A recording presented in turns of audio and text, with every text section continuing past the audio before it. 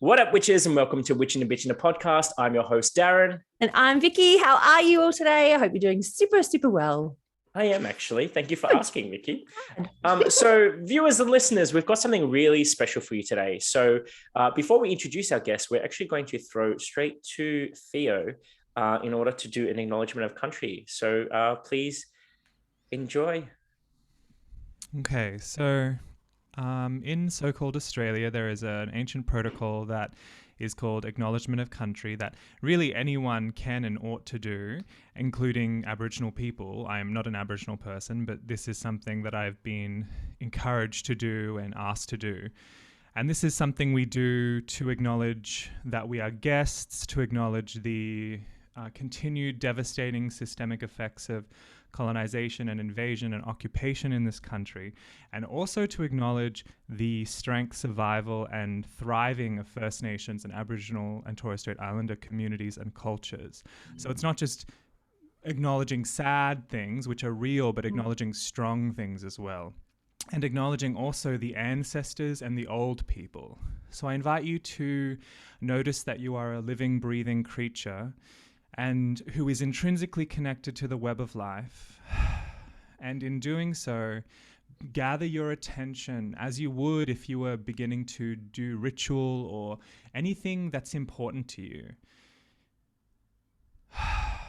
And bring your attention to your connection with country, with land, with place, with the indwelling sacred nature of place. And this includes the sky, the sea, the stars, the mycelial web, everything that we cannot see and we can see. And I acknowledge that I am in the unceded lands, sovereign lands of the Gadigal and Bidjigal peoples, and I acknowledge their elders, past, present, and emerging. I acknowledge that colonization and invasion has had very real disastrous impact on the people of this place, on the traditional owners, but also all the other beings of this place, the riverways, the trees, everything. And I acknowledge the power, the politics, the art, the ceremony, the healing, the kinship, the beauty and the pain and the joy and the wonder of Aboriginal and Torres Strait Islander cultures and systems of being. And I acknowledge the old people and the dreaming, and I acknowledge the mystery.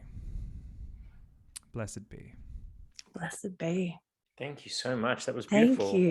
You definitely have a way with words. I feel like I'm in a different headspace now. Yeah. That was beautiful. So I hope now I feel a little bit subdued in my energy now. I'm like really feeling the feels. Whew. Thank you. So obviously, now I'm going to go to the introductions. So Fio Gede Parma is a Balinese Australian witch, spirit worker, healer, professional spellcaster and reader, and award-winning author. They are an active initiate of the Wildwood, Reclaiming, and Anderson Fairy traditions.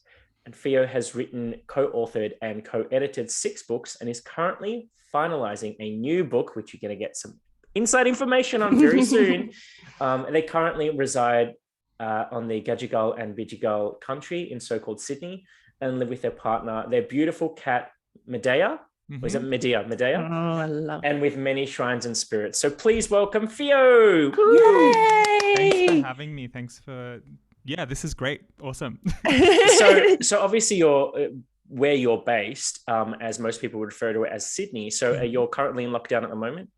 Yeah, where I am, we are in our 10th week of lockdown. Wow. Well, my heart goes out to you. Coming from Melbourne, I've done the long haul. I think we did 111 days as our longest lockdown last year. Yeah. And we're currently in our 6th lockdown. So my heart goes out to you because I know it's tough. It definitely gets you to analyze self and things and relationships. Yeah. Totally. Yeah. I mean, I'm grateful for the fact that I can walk, like in 15 minutes, I can go from my front door to the ocean. So beautiful.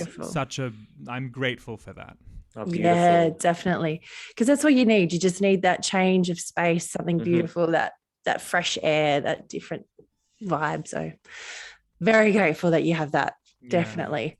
Are you all in lockdown still? I'm not. I'm in Adelaide, so we're not. Oh. Yes. Adelaide we're allowed free. Yes. we have little ones. We've only ever had a couple of little ones, thankfully. We've been very, very lucky. So yes, I'm very much enjoying my freedom, and also very much it's actually made me think about it a lot more and appreciate it a lot more, especially because I talk to Darren, like we talk all the time, and being in lockdown, how much that can affect you, whatever. So I do appreciate it a lot. It really makes you kind of lose yourself before you find yourself, and then you lose yourself again and then find yourself. It's kind of like this roller coaster. So that's why I'm actually glad for my spiritual practice, because that's probably been the one thing that kept me through. It kept me sane and sorted this whole time. So but anyway, I didn't want to start us off in a down mood, but I just know that it's tough for everyone up in Sydney at the moment. Yeah, definitely, because you guys have been hit the hardest at the moment. Yeah. So okay, so let's bring it back. Let's go back to the witching world. So we often start our podcast this way and with all of our guests, and this is just your personal opinion. It's not meant for the wider community as such, but it's just for you. And what is your sort of personal definition, or what does it mean to you to be a modern day witch? What is that? Okay. What does that look like? So for me, I'm pretty specific about it, actually, but the specificity is also meant to be broad. So my definition of a witch throughout time is pretty much the same. So a witch is a person who is an otherworldly interruption into human society. And so this being is usually standing in opposition to empire, or into standing in opposition to systems that dominate, coerce, and control. And the power of a witch, because there's as we know, there's all kinds of magic workers, but a witch is a very specific kind of magic worker. She or he or they, we're usually people who understand what it means to be downtrodden on some level, or understand what it means to be marginalized or oppressed. Our magic comes up from the common people, and it comes from the non-human, which is what I meant by otherworldly interruption. And it often happens to us. Like sometimes witch magic just kind of happens. Like there's a lot of other kinds of magic that you have to organize and think ahead of time and prepare for. And certainly witches do that kind of magic, but witch magic kind of seizes you, it takes you, it moves through us like an animal, like a beast. So a witch is basically a kind of an ecstatic transgressive spirit worker who has an intimate or erotic relationship with the spirits, and is able to bend and weave fate almost as if that witch was a spirit. So that therein lies the rub. Lots of societies fear witches because we act like spirits, and that can be very uncomfortable to people. You've given me tingles. Yeah, that was beautiful. I love it. And I love how you just then at the end, how you likened it to spirits and being spirits sort of this waking world. And there's where a lot of that fear can come from. So that's, I don't know. That was just amazing. Thank you. You definitely have a way with words. I'm glad you're an author. Definitely. Yes. I'm so glad that you're an author. Yes. Because this is the thing, like this, and I know I'm going off on a bit of a tangent, but anyone that listens to this show knows that I love a good tangent. Like this is the one thing that I've noticed with your writing style. Like I've got one of the books here by Land, Sky and Sea, and one of the things I love about your writing style is that it's always, I mean, I don't know where it comes from, I guess maybe it will come up in your origin story, but you've got this really poetic and very educated stance on a lot of things. And it's not just, I mean, I see a lot of Witchcraft 101 books, and it's very watered down, and anyone who can pick up a pen will start writing and da-da-da-da. But what I like about yours is it feels so much more intrinsic and like well felt out, not just thought out, but felt out. Comes from within. Yeah, it's not just this la-di-da, let me just create a book and, make some money.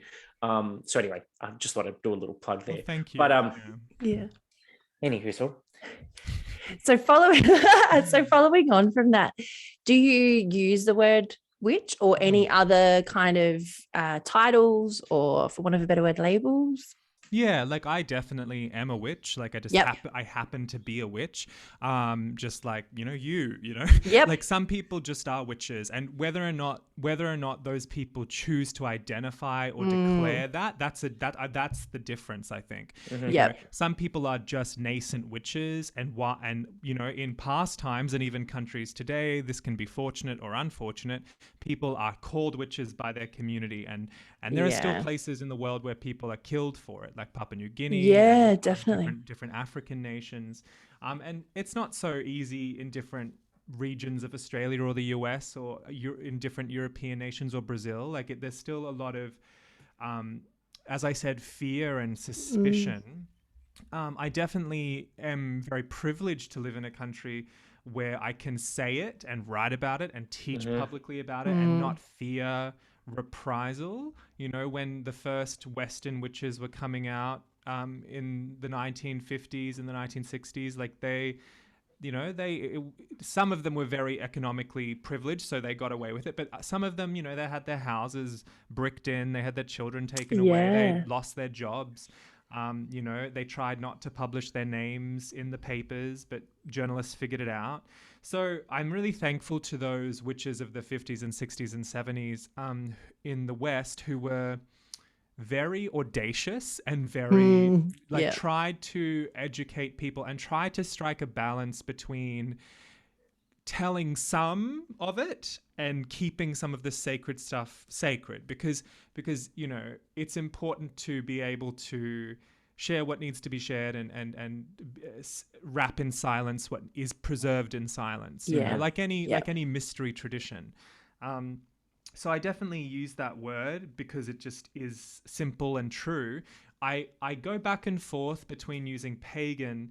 I don't think that you have to be a pagan to be a witch. You know, like a witch to me is a kind of a spirit worker and occultist. They could be a Christian, they could be a Muslim, they could be a Buddhist, they could be an atheist, probably. So pagan witches, you know, obviously pagan witches exist and did exist and do exist.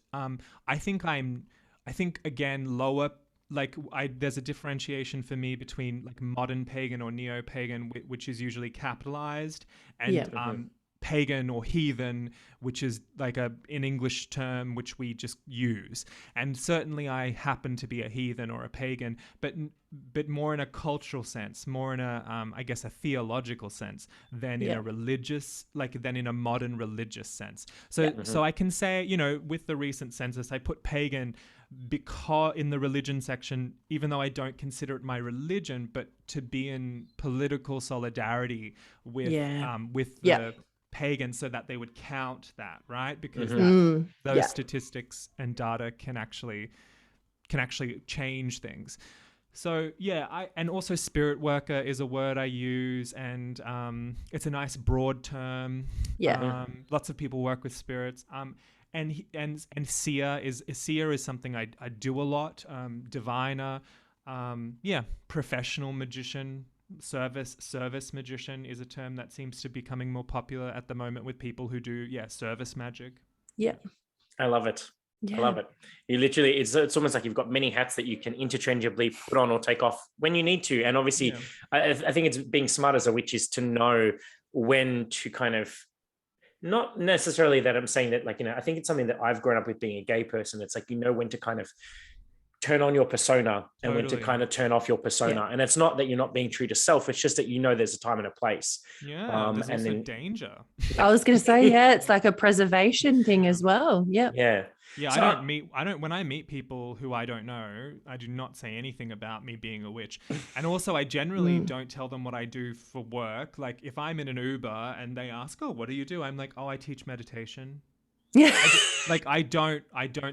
won't even say I read tarot cards, because even that with the wrong person can be weird. Definitely. I've tried that once, and then I realized that my t-shirt was like blazing something witchy on it, and I'm like, oh, I can't fool anyone. No, I was gonna say no, that one's a bit out there. It's all good. But I actually wanted to take us on a bit of a journey, if you will, back to your origin story. So because I know that obviously we mentioned in your bio that being Balinese Australian, and I know I've read that you come from a family of healers. So I was wanting to know, are you able to give our viewers and listeners a little bit of an insight as to how did Fio start and how did Fio get to where they are now? Yeah, so definitely having a background in animism and ceremony and magic helped. But Mm-hmm. it's weird, I didn't really like that was just always there, so I didn't really consciously connect it to Yep. Yeah. witchcraft. Yeah. You know, because it was just there. So but it definitely helped. There are many concepts that I didn't have to I didn't have to decolonize or unravel Yeah. stuff. I was just like, oh, spirits exist. Like I didn't have to make I know myself that. believe in anything. Yep. And I think that's what I love about witchcraft. There's no, actually, you can get through it without believing a fucking thing. You Yeah, know? that's true. It's a lot of technique. It's a lot of practice. It's a lot of observation. But so, you know, I was 11 when I knew I was a witch. And it took me a few years to figure out what that meant for me. But like definitely in high school, I was a very serious, earnest practitioner, and I would read fucking anything that had witch on it. I would read it, fiction, nonfiction. I would look at it. I would try to figure it out. And certainly in the early 2000s, you would find a lot of stuff at the time that was basically some form of eclectic Wicca, Yeah. maybe with other things in it. Yeah. And I just knew that it wasn't me. So I was searching for other stuff. And, you know, I started to realize that there was another thing. So there were like, I started to have some kind of understanding. Okay, so there's Gardnerians and Alexandrians, and they belong to an initiatory Wicca, which is, you know, oath-bound, and it's that's their stuff, and not really for me from what I understand about it. And then I started to find out that there was folkloric and traditional witches, and I know these definitions can overlap and there's so much debate. But and then there's another kind of witchcraft that is more land-based, ecstatic, sorcerous, dual faith. It often has a lot of Christian iconography in it, and that drew me much more. It felt more mystical. It felt more true to what was already going on inside of me. Yeah. And certainly in high school, spirits started to come. Like if you lean in, then they will lean in, you know? Yep. And so my familiar spirits started to come to me, and they were my primary teachers at the time, you know, which is traditional. Like it's the witch is Yeah. initiated by their familiar spirits. We make pacts with our familiar spirits. And then it's the witch gods, these gods that I started to understand as the witch gods, of which there are many, started to come to me. Persephone, who is my soul goddess, which is a term I coined because I couldn't find a term in English that made, like some people use patron deity, but this feels more deep than that. I do have patron deities, but I have a soul goddess, and so it's, for me, I can't tell where I end and she begins sometimes. That's what I mean. Like she's like the backdrop of my mythic self. So Persephone, in year 12, I dedicated myself to her as her priestess. And then I helped to found a coven the year after I left high school with a bunch of other witches who were around my age, 18, 19, 20. There were a bunch of us who came together, and we were all very into witchcraft. And we were not, I'd moved to Brisbane by that point, and we were not interested in any of the groups available. We weren't interested in eclectic Wicca. We weren't interested in any of the groups that we knew were around that we could have sought with. And so we formed a coven out of what we were getting from the spirits and out of our knowledge and our research, right? All the ways you can research. You know we can research through trance, through divination, through archives, through books, through whatever. There's so many ways to research.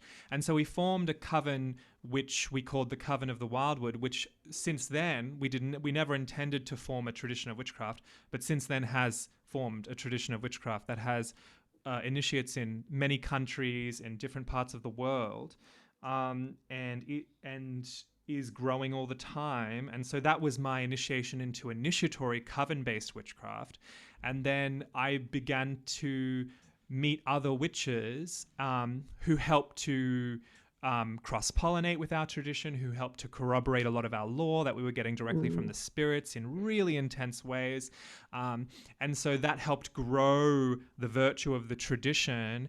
And also it helped, it always helps when there's people who are part of a tradition that do have some family background in magic. The virtue of that ancestral line passes in. So that helps to weave the warp and weft of a tradition. So I would say that our tradition formed like most other contemporary witchcraft traditions formed in the past 70 to 80 years, like a group of people who are drawn in by the spirit, synchronicity, omens, some of whom already practice and have family connections to magic and spirit work, basically pool all their stuff together, and then magic happens. And so then I met other witches and I started publishing books, because I've always been really passionate about the word and how to express with the word in a way that actually changes consciousness, which I think is one of the prime gifts of the witch. If we, whether we're doing it alone or publicly or semi-publicly, it doesn't matter. So I started writing, and through writing, I started traveling the world teaching. And through doing that, I met many witches. And in that way, I actually ended up being initiated in other traditions. And that has, I work in those traditions and I teach in those traditions. And for me, a witch doesn't need to be in a tradition to be a witch. We know that to be true. I know that to be true. But I was drawn to these traditions, and the gods and the spirits and the current and the flavors and the cultures of those traditions sing to me. So, I put in blood, sweat, and tears and years and years and years of study and dedication, and became initiated in reclaiming and fairy and another small British witchcraft tradition that's based in Tasmania. And, all of this kind of pours through my being. And it was kind of a few years later, after I first started practicing, to double back, that I was like, oh yeah, my grandparents and my dad are spirit workers. Like, again, it wasn't like I'd forgotten, but I was like, oh yeah. And because I don't call them witches, though, out of cultural respect, right? Yep. Some of my Balinese relatives who speak English do, but that's for them, I was born in Bali, but I was mainly raised here. My parents are still married. My father lives in Bali. I don't think I've ever met another person who has the situation I have, where my parents live in different countries most of the time, but are monogamous and still married. I've never met, like, so no one, like, most people who know me for years assume my parents are divorced. Yeah. But they're not. Like, my mum lives in Australia, he lives there, and maybe for 2 months out of the year they're together. Wow. I've never met anyone else like that. But growing up, I would go back and forth to Bali, and Bali is a place that many people are fascinated by, because the culture is so embedded. And ceremony, offerings, gods, possession, divination, magic, it's just everywhere. Yeah. And some of it's just there for you to see, but a lot of it is hidden and you would never know it was there. So because I have that background, I have this pretty emotional understanding of what it means to be a spirit worker, what it means to, like, my father just sometimes just says random shit to us without us asking. Like, he's like, oh, last night I flew with dragons. We're like, oh, okay. And because I know what that means, I'm like, okay, cool. Whatever, and the other day I was walking down the road and this god came to me, and like the way witches talk to each other. Yep. So certainly, if my father and his parents happen to be doing what they're doing in France or in Italy, they would be called witches, right?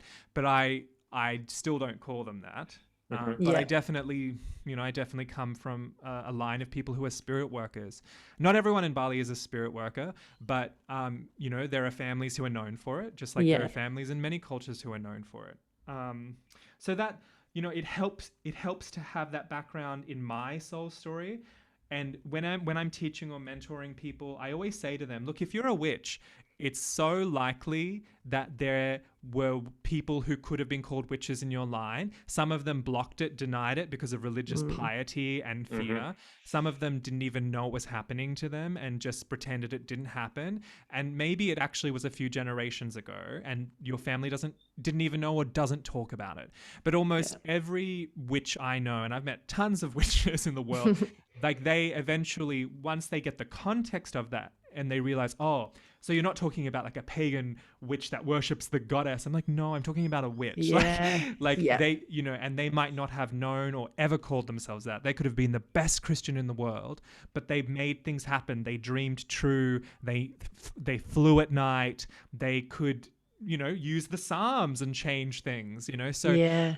that probably was there in your line, and that's important to think about and look up. But again, I hesitate to say, even though I have this story, I think it's important to say it's not the story for every witch. And some of the most skilled, powerful witches I know come from families of agnostics and atheists.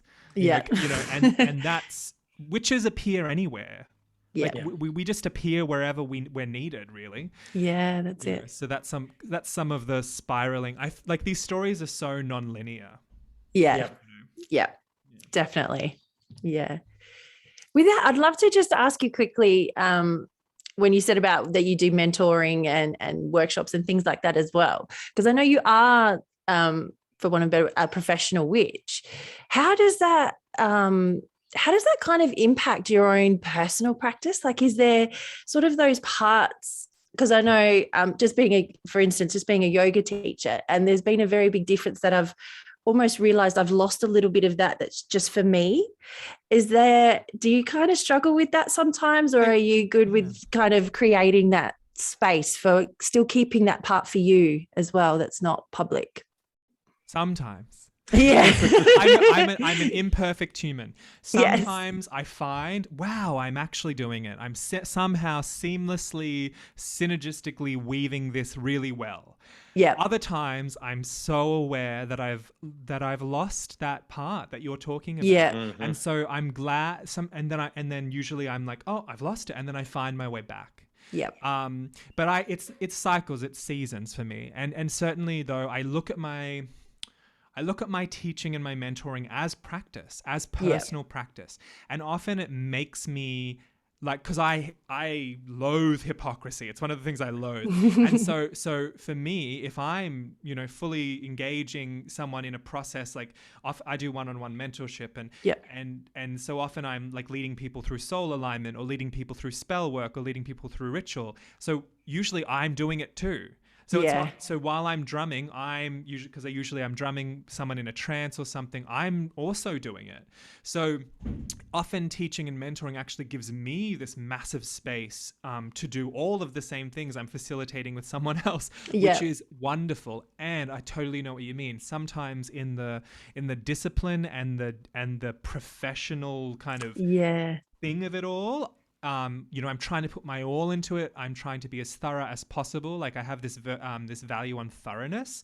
But then sometimes I'm like, oh shit, what about me? So I notice that I have a lot of baths. So I'm lucky to live in places usually with a bathtub. It's like one of my things. And so usually I summon, like, basically after all of my work, I usually go to the bathtub, I align my souls, I ground, I call up the spirits, and I plunge my hands into the water, and I start to call the attention of all my gods and ancestors to be in the water with me. As we know, water is a great communicator. And then I just lay in the bath, and sometimes I just lay there and just let it happen, or sometimes I trance journey, or sometimes I do some aspecting work. But so I maintain a daily practice, but sometimes even that daily practice is simply so I'm not a hypocrite. Yeah. So that works out. I was going to say, it still has the same benefit at the end. It works out. There's still that accumulative diligence, I would say. Yeah. So that's a good thing. But I think the things that actually connect me are having those baths, going for witches' walks, where you wander out and you just let the world do things to you. And I notice that actually the thing I probably do the most is divination. I divine a lot. So I'm constantly getting out my tarot, my runes, I work with the Ogham staves as well. That's a more recent addition, but I'm just constantly divining. It's one of the ways I talk to the spirits. I'm like, I hold them up and I say, Aphrodite, or, whichever. I work a lot with the angelic powers, communicate to me through these cards, that kind of thing. I find that very useful, actually. I think nothing beats a good daily card draw. I actually have multiple decks that I like, all my decks. So Vicky laughs at me because I'll draw like one card a day, but from several decks. Yeah. Because it's not one card anymore. I'm like, no, but for me, that's also another layer of divination, because it's like sometimes I've had an instance where this same card, the exact same card, has come up in multiple decks. And I'm like, yeah, okay, I'm clearly not listening. Concerning. They're now yelling at me, like, Yeah. pay attention. But there's so many different angles I could take what we've just been unpacking now. Firstly, I love the fact that you do work in the bath, because as someone who does that regularly, like I rate it highly on my list of must-dos. Yeah. A lot of people look at me funny. They're like, what, you go into trance meditation in the bathtub? Aren't you scared you're going to drown? I'm like, No. it's not a pool. Like, it's a bath. Like I'm wedged You're in not it. falling Like, asleep. no. That's it. But also it's like the way I'm propped up, like there's no way for me to drown. But anyway, Yeah. so I actually want to take us back a little bit, only because we've spoken about like so many ways I can take this. Okay, let's go back to the beginning a little, Sure. not quite the beginning, but a little bit in there. When we're talking about reclaiming Wildwood and Anderson Ferry, because we've had a few guests on this show that are all from the Anderson Ferry background. Okay. But we have not had anyone from Wildwood. So we'd love to obviously Mm. explore that, but also reclaiming. Sure. So what would be, I guess, the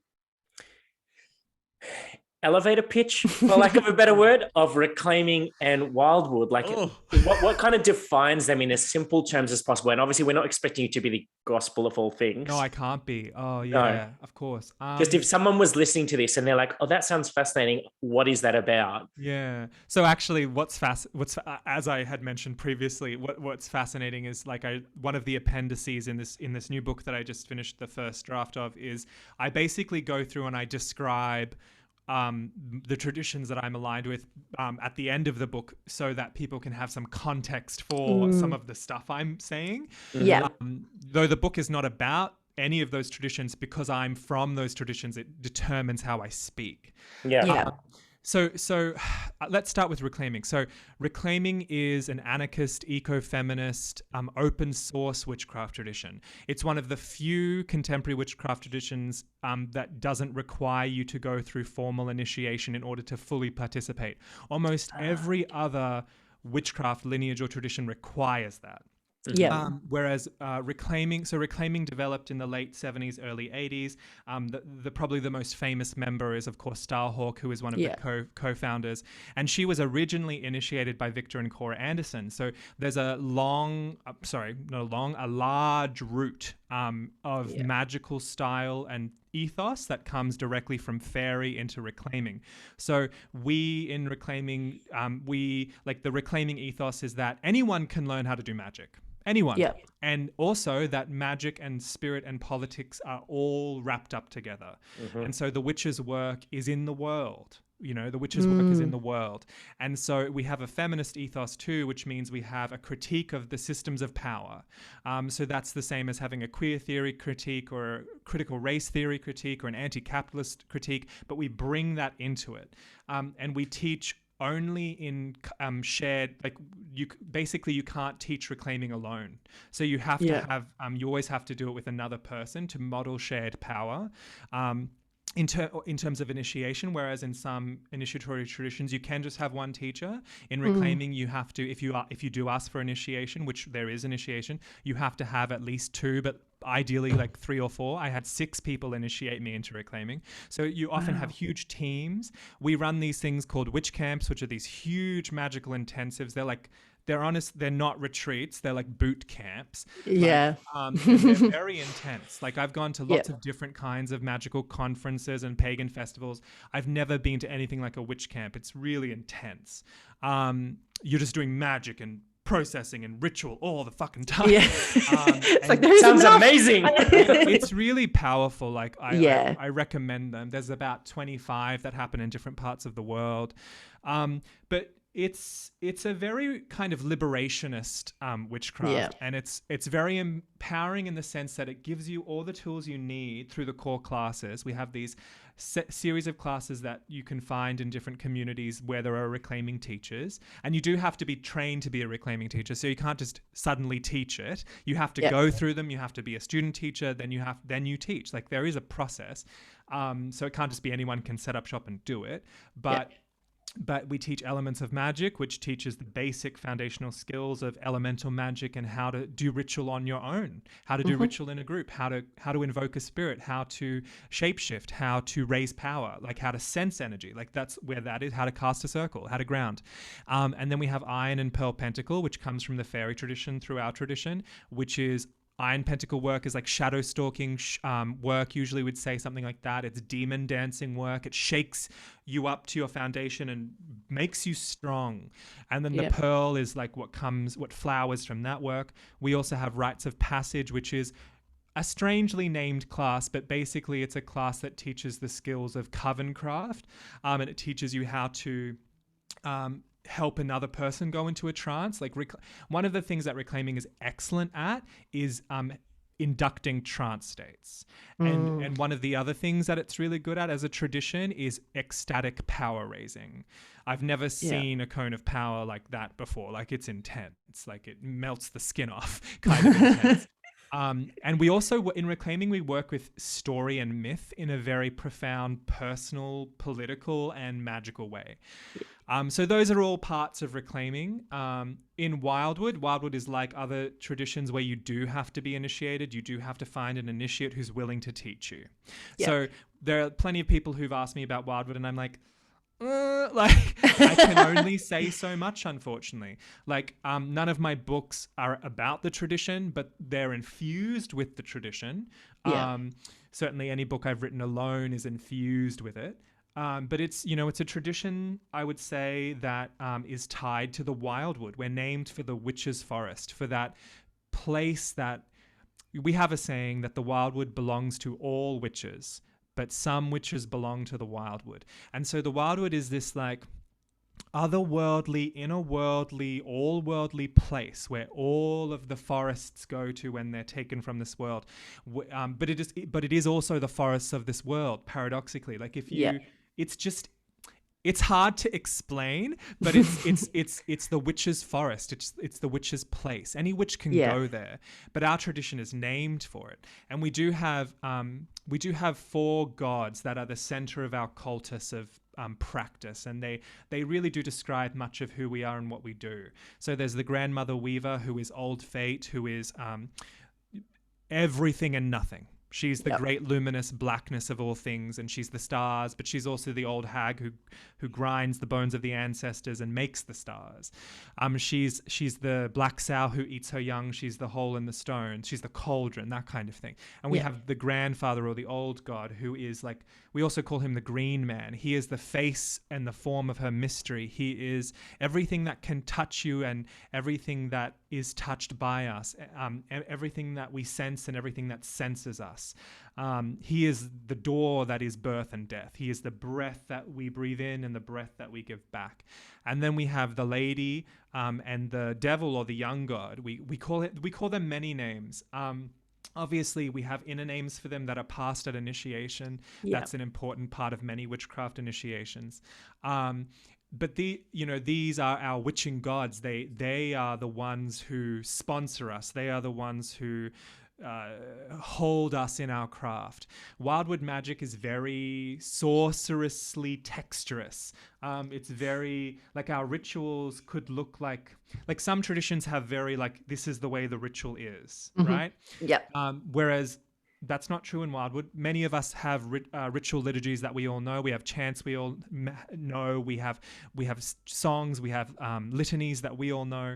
But you could just light a candle and go into deep trance and travel, journey to the Wildwood and have your experience. Or it might be more formal. There might be a compass or a circle or a crossroads.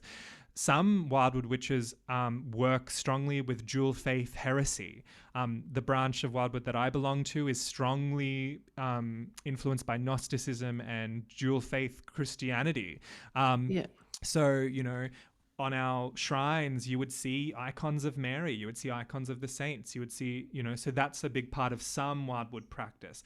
Other Wildwood witches are more pagan. So it's quite diverse, but we do meet somewhere. There are pieces of our tradition that we all dance around. We do, both. I mean, all of those traditions, Anderson Ferry, Reclaiming, Wildwood, they have websites. You can look them up.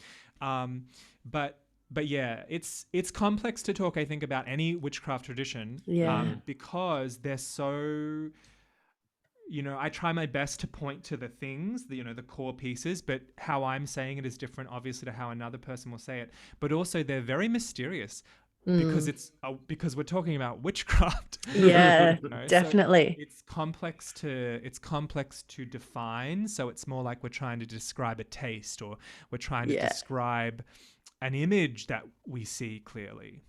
It's that, because it's that really felt sense. It's kind of beyond words a little bit with everything, Totally. how you are. It's whatever it is for you. It's that Yeah. beyond it all. So were you actually one of the founders of the Wildwood tradition? Yeah, so And I what's don't use that that been? term. No. Okay. What I'll say is I am a founder of the Coven of the Wildwood, Yep. and some of us will use the term midwife. And we Oh, I like and we that. use that. So sometimes people will say, oh, like sometimes I can look at one of my fellow initiates and go, oh, this Yeah. is a midwife of the tradition. We use that term more so because of our experience of it. When people talk about founding something, it's almost like they had the idea. Yes. That's not our Yep. experience. Yeah. So Yeah. when we say midwife, we turned up to, Kind of birthed it into the world. Yeah. we watched it happen, and it was whole and Nurtured it. complete unto itself. Like, Yeah. it's like watching something from a long time ago. Like, this is truly my experience. When something from long ago becoming reborn, Yeah. so that's why we use the word midwife, because I know in my heart that this existed before, and that I was just lucky enough to find it again. Yeah. So that's why we say midwife. And now, because of the way initiatory lineage works, there are people in like the 5th and 6th generation of initiation. Yeah. And we might say, oh, we're all midwives. We all find the tradition together. But yeah, now there are people who look at the people who were there and Yeah, go, there is that kind of lineage to it. Totally. Yeah. And how does that feel to be a part of that? Do you know what I mean? Like to be a part of to be sort of that part of that original birthing and nourishing. It's So it's weird because I didn't intend it. I didn't mean for it. So it's like I'm sure some deep part of me did, but the conscious parts of me, like it's very strange. I don't know how to fully articulate it either, because even though I was as a founder of the original coven, because of how traditions work and because of how there's so many stories that are like rivers that feed a tradition, and people's lives and people's heartbreaks and people's initiations. Like when you're initiated, that changes you and it changes the lives of the people around you. So I've, after my Wildwood initiation, I wrote my first book, like it changed my life. It changed my life completely. And so to be one of those people who was midwifing, or who happened to be turned into a midwife, I don't fully know if I'll ever get it. Yeah. To be frank, and when I, because there are covens of Wildwood witches in Amsterdam, there are initiates in Britain, in the US, and they've all been initiated in person. We do some distance training through Zoom, but we initiate always in person. Yeah. And of course, like any initiatory tradition, we don't pass money. We don't it's all family. It's all covenant. So it's complex. It's weird. I don't know. Sometimes I'm honestly overwhelmed by it. Yeah. I'm overwhelmed by the power of it. And and I see people, new initiates, grow into the tradition and tell me things about the tradition. And I'm like, holy shit, I never thought about it like that. And so I'm always learning from people who were initiated after me. Always. I'm like, wow, that's amazing that you see it that way, and now there is there's several students who English is not their first language, so I'm beginning to see things in a different cultural lens too. Which is beautiful, because that can add extra layers to your own sort of practice, and like going back over different things when you originally. And so while you're talking this whole time, I'm just sitting here, and I know I'm not really interjecting with many questions, but I'm just listening to all the things you're saying, and I'm like, my brain just goes to this whole place of I know on some level we started this podcast as a way of like helping educate other people, but I feel like in turn it's also educating me. Yeah. So I'm getting such an education from each and every guest that we have on this show, because like Vicky and all of our listeners will know, I've been soul searching for years about what is my path, what is my thing. And every time we talk to someone, I'm like, oh, maybe that's the one I need to like look into. And then talk to someone else, oh, maybe that's the one I need to think. And it's so funny how listening to all these different paths, like what I'm fascinated about is the fact that you can wear many hats. Totally. And even when your writing style, like you can stay and, almost like to discern yourself and say, I know that when I talk in this manner, it's coming from Anderson Ferry. Whereas when I speak about this, it's coming from my reclaiming, or when it's this, it's with an overlay of Wildwood. Like, how do you manage to decompartmentalize, or don't you? That's that. I think I try to do both. So for me, I think it's helped that I have been initiated into multiple traditions for me to be able to track this way. Yep. So when I enter a tradition, I go, what I've tried to do in the past, like studying in different traditions, is be like, you are whole and complete unto yourself. I am humbled by coming into you. So yes, I'm bringing my whole self to the tradition, but in order to learn a tradition, in order to immerse in it, I have to know that I can't assume anything about it. And it's often true with witches and spirit workers who are being initiated in different traditions that we want to see the similarities. It's so human. We're like, oh, this is like this and this is like this. That's fine. Totally fine. And some of my most mystical understandings have come from those parallels.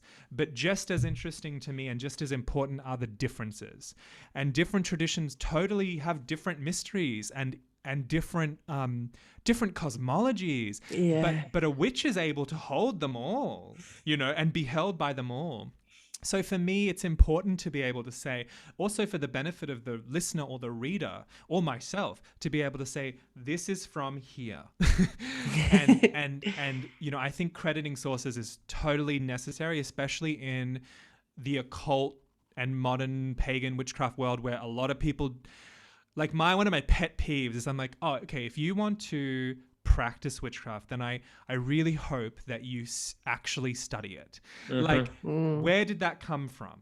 Where did that come from? And who wrote that? And, and pray, like, these are our mighty dead. We're standing on their shoulders. So like, if their work is watering your soul, then praise them, get to know them, because that, like, even the research is a form of devotion. Just as like when we're researching the history or the whatever of a deity, that's devotion. That's time and energy spent in devotion. So for me, learning to, I wouldn't say compartmentalize, because that's not how it feels in my body, but learning to delineate, maybe. I sometimes say, how you have 4 chambers in your heart? I sometimes say that, that each chamber is one of my traditions, so, and then, there's a chamber left for me, or there's a chamber left for mystery or whatever. And I do think, though, that we're always just on the path that we're on. For me, I'm like, if you're interested in studying in a tradition, don't do it to find yourself. You've already got yourself. Do it because it mirrors you. Do it because also it challenges you. There's something in it that makes you go, oh, fuck. Like, if I go that way, I will be changed. And that's important. If it calls to you because you're like, oh, it's going to change me and I know it. It's going to confront me. It's also going to offer me something I can't even feel. Like, sometimes it's irrational. Sometimes it doesn't make logical sense why we go down a certain road. And even while we're on the road, we question it, And the road questions us. The road also has sentience. So it's sometimes I'll say, in a little bio or whatever, I'll say a poly-traditional witch. There are some witches who are like, you can't be initiated. And I'm like, wow, that's a lack of imagination you have. It's like saying you can't be polyamorous, which we know is bullshit. Yep. If anything, it just speaks to someone's, their own worldview and their own experience and conditioning and everything else that comes with it. Whereas I think as witches, we tend to, because we're constantly working in the shadows and that kind of taking all this bullshit out of ourselves that we've learned from how we've been raised and whatever else, in the countries that we lived in and the stories that we've been told, and the way that we're raised and whatnot. I think that it's innate to us to kind of constantly question. We are seekers in many, many, many ways, and one of those is to constantly question like paradigms and processes and stuff like that. But I know it made more sense in my head before it came out. No, that makes total sense. No, it did. It made total sense. So I'd love to also hear what is your experiences like? Because obviously some of our listeners are may come from a tradition, whereas others may actually be self-initiated into a particular system, for lack of a better word, and then others will just be like eclectic, or kind of just they don't really know where they sit. And given that you've got experience sitting on both sides, as well as being one of the midwives of a tradition, like where have you, what advice could you give to someone who's sitting at that kind of crossroads of, do I seek out a tradition and be initiated? Do I do self-initiation, or do I just stay as solitary? Yeah. Do you have a take on that? I do. and so this book that I'm writing, that I finished the first draft, I have lots of edits to do, but the last chapter is called Initiation, and I discuss lots of these things, but my primary understanding of a witch is that actually we are initiated by the mystery itself. We are initiated by our spirits. So in that chapter, I have a ritual.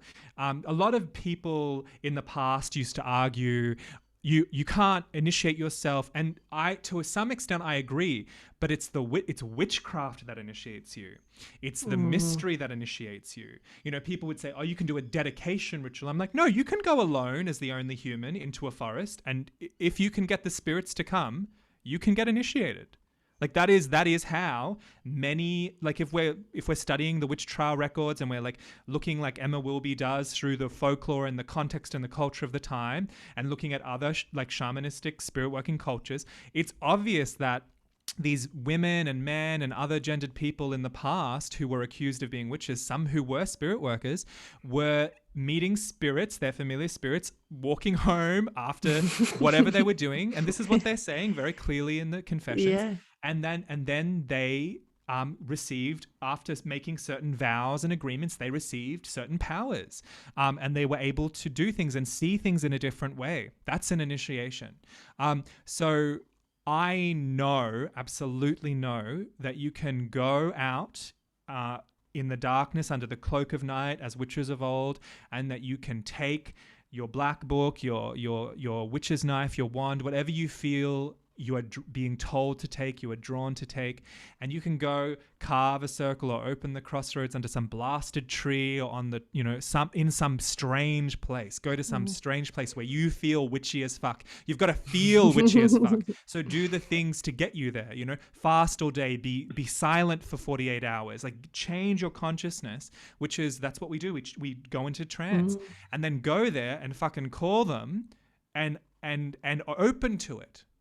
Open to the current of witchcraft, and do it seriously, and it will change you. That's what I did, and I consider every formal lineage initiation I've had after that simply to be part of that.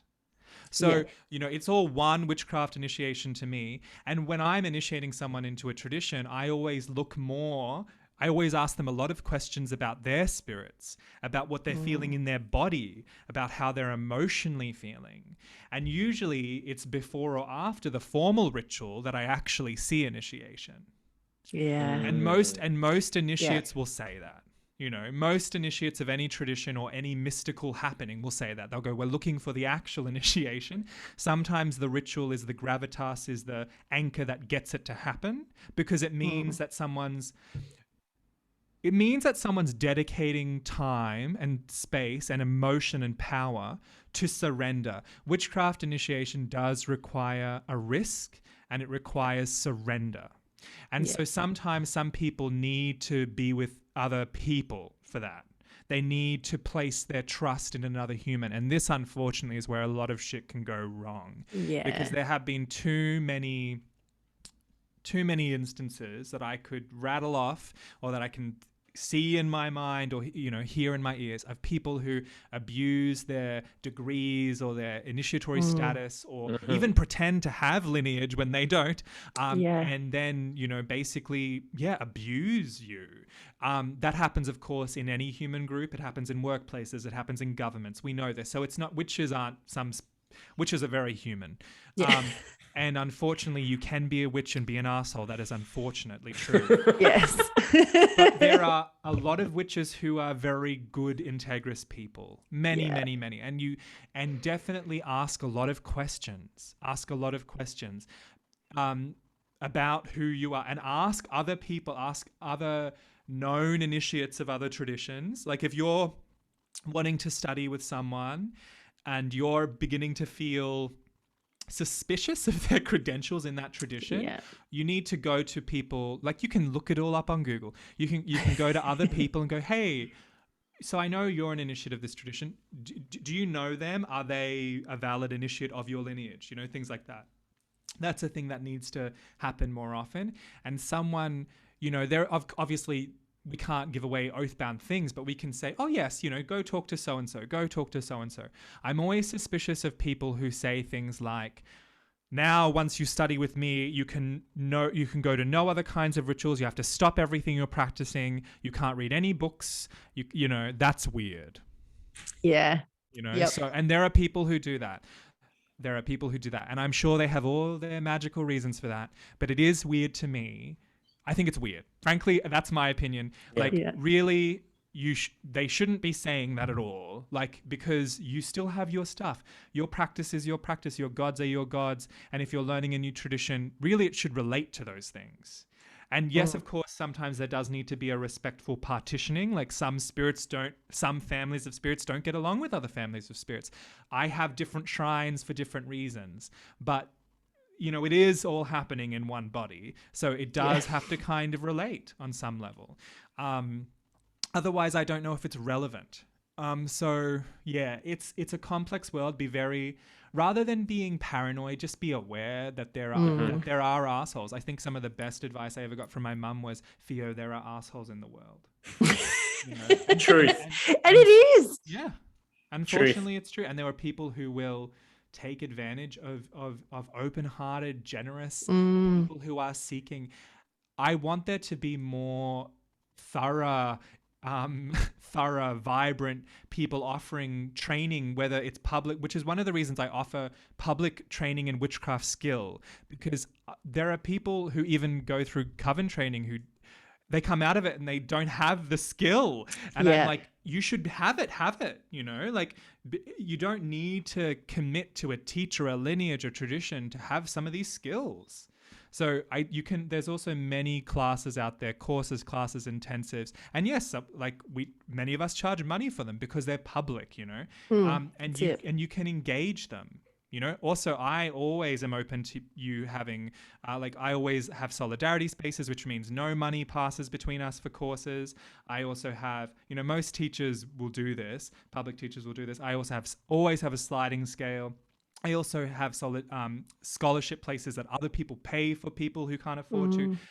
That's what being in a community is. If you really want to study with someone, you can do it. Yeah. And sometimes the exchange of money is simply the way that in that moment that person is dedicating to it. It depends on the context. It always depends on the context. Yeah. I love this because you're touching on so many of the little nuggets that we've planted across multiple episodes now. Like when we talk about questioning people in positions of power, we discussed that when we did an episode on love and magic and love and sex magic, and how you need to have consent and it's okay to say no and all that kind of stuff. And you touched on it there. And then when we talked about can witches charge for things, I'm pretty sure we've discussed that in previous episodes about putting aside the bullshit and saying just because it's a spiritual practice doesn't mean that you can't charge for it, because it's still a service and there's some kind of an exchange. Always charged for things. Right? Yeah, there are some things we don't charge for, but there are many things we do. Yeah. Yeah. And that's okay. That's right. It's totally okay. Yeah. Now there was one other thing I was going to touch on, which that you said. Oh, yes, about initiation. And that's the thing, is that a lot of people forget, and I think it's an important thing that you highlighted in what you said, is that initiation, even by definition, etymologically speaking, it means to initiate, to start. Yeah. So when you said that people often don't feel that change or that thing until after their formal initiation, well, Sure. it makes sense because that's when you're actually, okay, the engine's on now. Now we go. But obviously you have to do the pre-work before you get to that point. It's like you're not just going to jump in a front seat of a car and start driving before you do all the study and all the hours to get your license. So it's like anything else. But no, I think that was beautiful. Thank you. Well, The thank thing, like, we can literally just throw you a question and you can go for like ages, and you're making my job so much easier. I love this.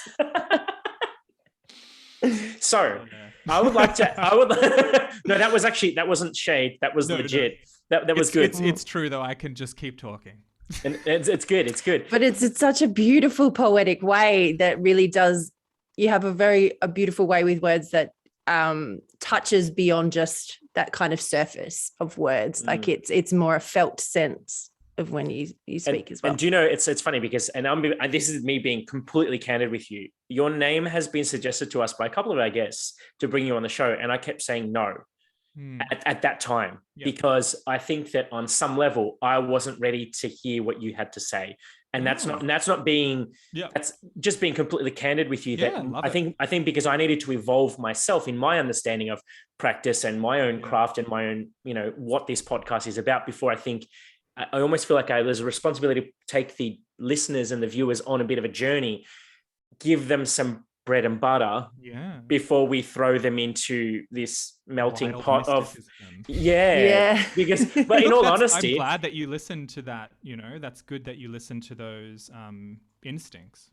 Well, because like I always knew, because my path has crossed with you years ago, and I always knew that I know that you have interesting things to say, because I think I watched you do an interview with, I think maybe Buck interviewed you when it was for Roots and Bones. It would have been about ecstatic witchcraft and all that kind of stuff. So I know that you had a very interesting thing to say, but at that time when I heard it, my brain couldn't compute it because I hadn't been exposed to the right things to understand it. Does that make sense?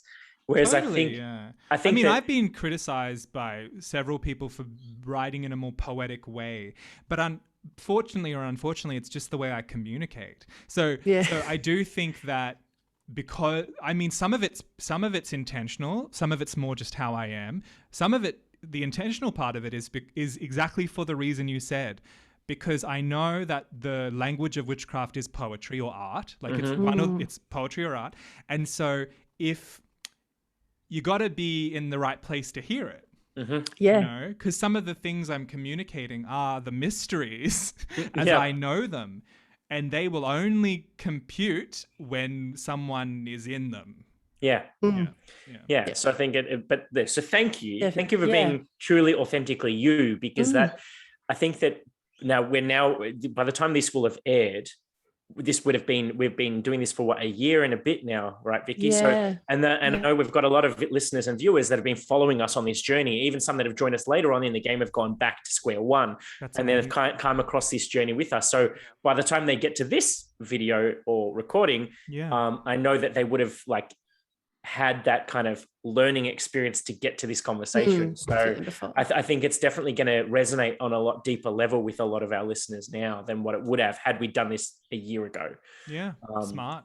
Thanks. So I would like to bring us to your book though, because obviously as we've dropped little hints and crumbs across little spoilers and whatnot. But so what time frame are we looking at for it to be released, and does it have a title or anything yet, or is it still a work in progress? It does have a title, but I'm not going to say it yet. That's okay. Because I need to have a conversation with my editor and a whole range of things. But it's the book I've been trying to write for 4 years. And writing this, so basically six and a half weeks ago, I had an amazing astrological consultation with my friend Kim Fairminer, amazing astrologer. And she was like, honey, you got to write this book or you won't write it.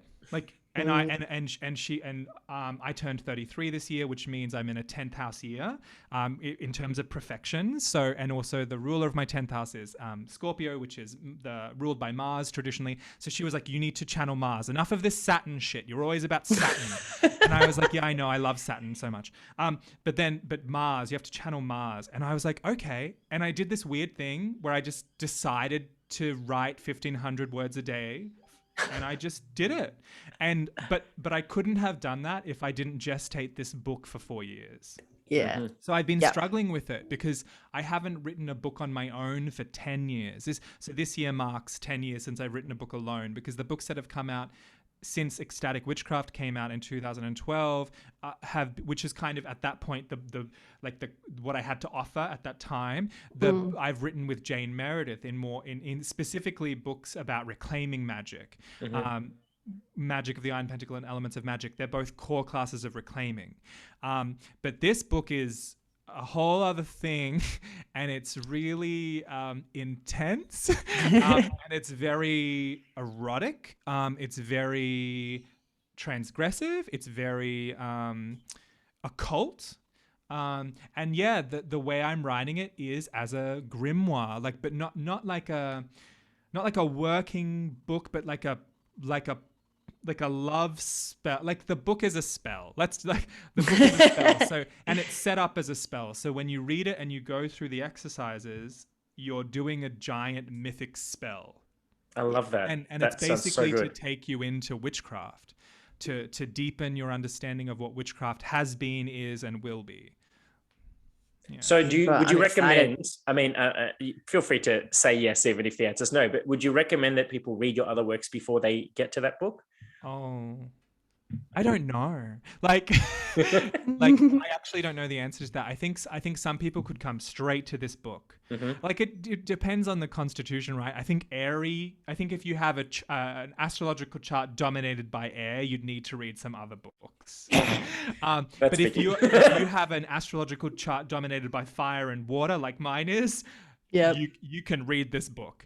But certainly even before my other books, there are other books I recommend to people, like certainly Elements of Magic, which is a book actually that I edited with Jane Meredith, which was a lot of work, but it has like 35 voices in it. That's a book that if you're new and you want structure and you want to understand what it might be to learn in a tradition, then that's the book, because it gives you all you need to set up your own ritual practice, your own understanding of what witchcraft is today. That book is such a good beginner's book. But then there are other books like by my friend Lee Morgan, which I would be like A Deed Without a Name. Go read that book. I always recommend that book to anyone who wants to understand the folkloric traditional witchcraft that I love. And then there are a range of other books, but like Doreen Valiente. Go read Doreen Valiente and things like that. Phoenix LaFay is a dear friend of mine and has written powerful, beautiful books that are like no bullshit, straight shooting, but also so poetic. Like there's all these books, but I don't know. This book is a standalone book, and I want it, and I don't know. It's like the book that I can't wait to put out, but I'm also terrified. Yeah. Especially if you're writing as a bit of a love spell, like to spirit or whatnot, for lack of a better phrase. Like I can understand why there'd be that little bit of like, when you're birthing something or gestating something for 4 years, and then to actually put it out in the world, because you've put a lot of blood, sweat, tears, emotion, power, passion, whatever you want into that. So then to release it, because that's obviously like in anything in life, as soon as we present that, it's almost like presenting a part of yourself. Yeah, definitely. And you're putting it out there for scrutiny. So like I applaud you for having the gusto to do that. Yeah, that's it. Because that's like a whole nother layer of soul bearing right there. It's complicated. So when is the approximate, when are we looking at the release happening? Do you know yet? Like book publication is strange. So I don't know, like it's going to be like at least a year. It's a thing that I'm going to start to actually tell people about. I've been very silent and as we do with magic, I've been very silent. But today was the day. It just so happened today was the day that I finished the first draft. So I was like, yay! I can tell these lovely witches. Yeah, that's it. It can be out there. Yeah. That's awesome. Well, if you're trying to keep it secret, I mean, we'll try to keep it as downplayed as we can. But I mean, we've only got around about 15,000 people currently listening to us at the moment. So we'll try to keep it with just us and our closest 15,000 friends. You know what I mean? Today is the day. Like I literally was like an hour before I came on here. I went, oh my God, I think I'm done. It's done.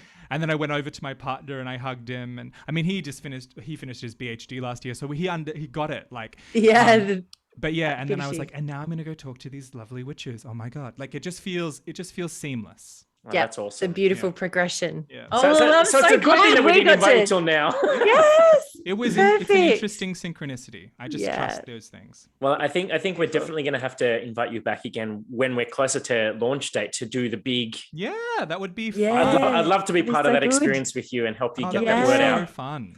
Awesome. Love it. Well, I think it's been absolutely beautiful having you on the show. It Wait, has. Vicky, was there anything else you wanted to ask? 'Cause- No, Okay, I know just so we're that getting there- to the time. I mean, there's a million other things I could ask, but I know that we can't go forever. But it's been absolutely Well, we wonderful could, chatting but to we you. won't. No, that's right. It's been We absolutely all wonderful could. I think chatting. we all could. Yeah, that's right.